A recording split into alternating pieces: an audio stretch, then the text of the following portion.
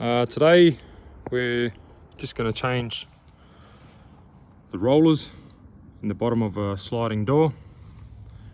After a little while they start to wear away that nylon, and then the roller itself kind of is intact, the bearing and everything, but the other part of it is all collapsed and just worn through from being dragged. Once it doesn't spin anymore, kind of drags steel on steel, starts wearing out your track. So just going to give you a quick video on how to get the carrier out of the door frame and then change the roller. So it's very hard to see in here, but inside there, in line with this screwdriver, there's a small screw. You got to remove that screw for the carrier to be able to slide up and out of the door track. And then there is a small screw on top, just here, which locks the frame, the two frames together. Then you have two more screws that lock that outer frame to the middle frame between the two glass panes. And then if you come to this end, there's another screw that locks these two outer parts of the frame together, the top rail and then the other side to the handle. So the idea is you get it loose, and then using a rubber mallet you got to tap the frame and split the frame from the glass. So this outer frame here, the whole way along, needs to be taken off, and then you get access to the carrier which holds the wheel, and then you'll be able to just give it a tap and then slide it up and out of the door frame. It only takes a few taps, and then you'll see that the rubber that is on the glass kind of pulls itself out of the outer frame here, and then all you need to do is just lift it up slightly, push it to one side, and then that is the carrier right there. You can see that it holds the wheel. So now I'm just going to get a screwdriver at the base and just tap it up and out of the frame. So as you can see there, started to tap it up, the carrier is coming out, and then it's just a matter of pulling it free, and then you've got access to the wheel. That wheel's not too bad, but I've got the door out, so I'm going to change it anyway. After observing this carrier, I probably didn't need to remove this one. This is the newer style. This wheel shaft here on the older carrier is a steel like cage that holds on to the roller, so it can't come out. This one didn't take much. I just had to kind of pop the screwdriver down in there and pop it out. Being a newer carrier, it's obviously a better design and much easier to do the roller change out.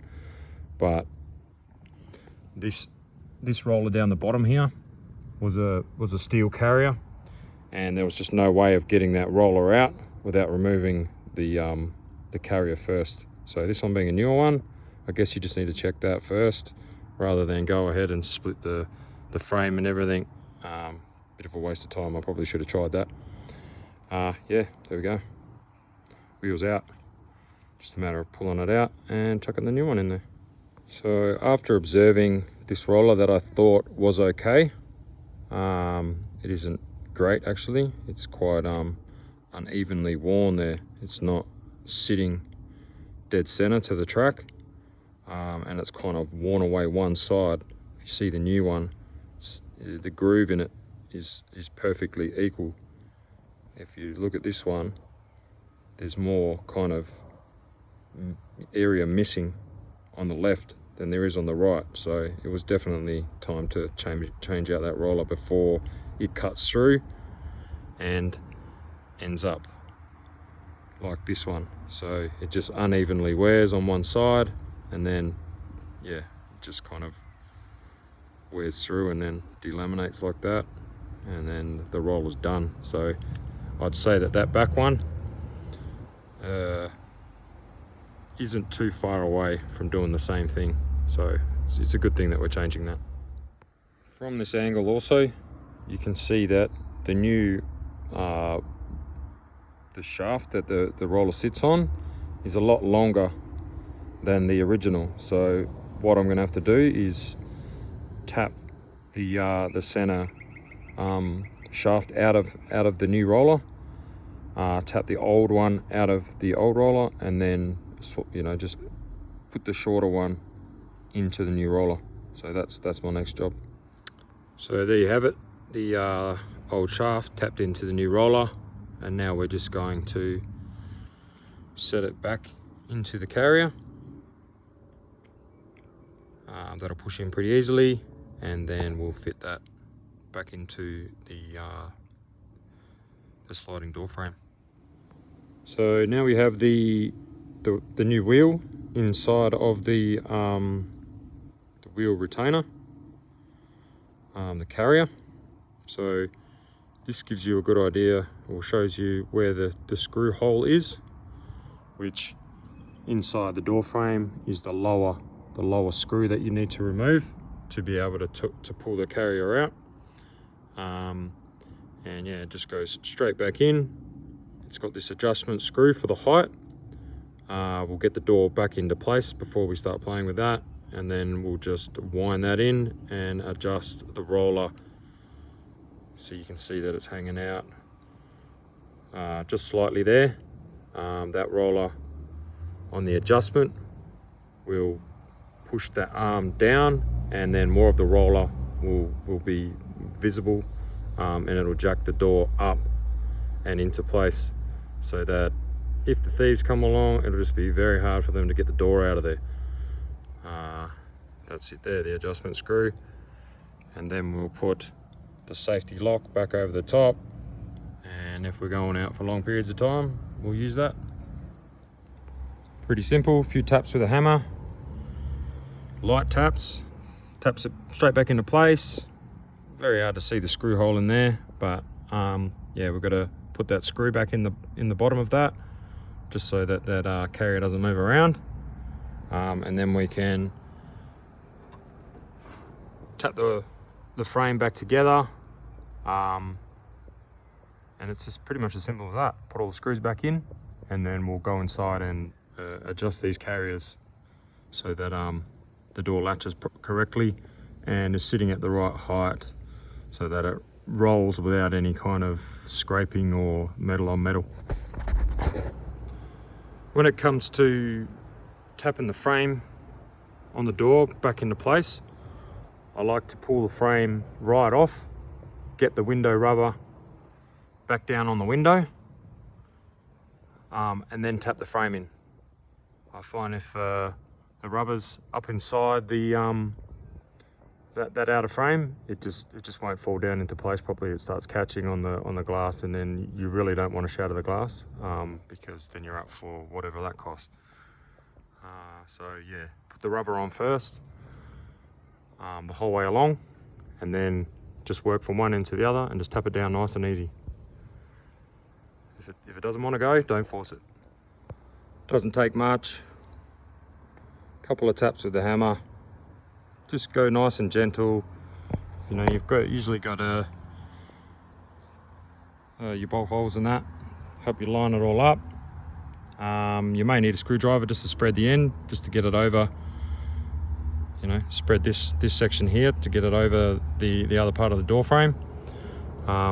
Just get it started, and then all I did was kind of work from left to right until I had it completely tapped down and where I want it to be. Now it's just a matter of putting the screws back in and locking the frame back together, and then we'll go install it back into its position. Using the adjuster screw in that little archway, that's what adjusts the door up and down. You need to do that on the front,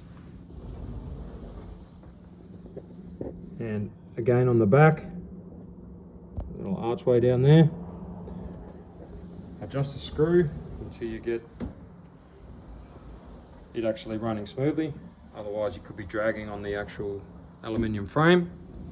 Once it's moving freely, you just have to check, say, this outer rail. That's usually where you'll get some contact. People have kicked it, dragged something through the door, it's bent, buckled, whatever, and it's just dragging on the door and you'll hear it. Metallic sound, scratchy. I've already kind of hammered this one a little bit, scratching a little bit. You can see that when the roller collapses and it's not sitting central on your actual rail here, that the door will come in contact and you'll just hear metallic scratching. But now that it's sitting dead center, it's no longer scratching. And then the only other thing you need to check is the square to your actual door frame. So it's nice and square at the moment. That gap's nice and even. And then when it comes to the latch, obviously the pins need to go inside, and then your door latch needs to operate correctly. If the hook's sagging down slightly like so, you may need to remove this screw here and just make sure that your hook's sitting at 90 degrees. If it's sitting down a little bit like this, yeah, you just remove that center screw there and just adjust it slightly until it's sitting square. And that's pretty much it. Now it's nice, easy, free rolling door.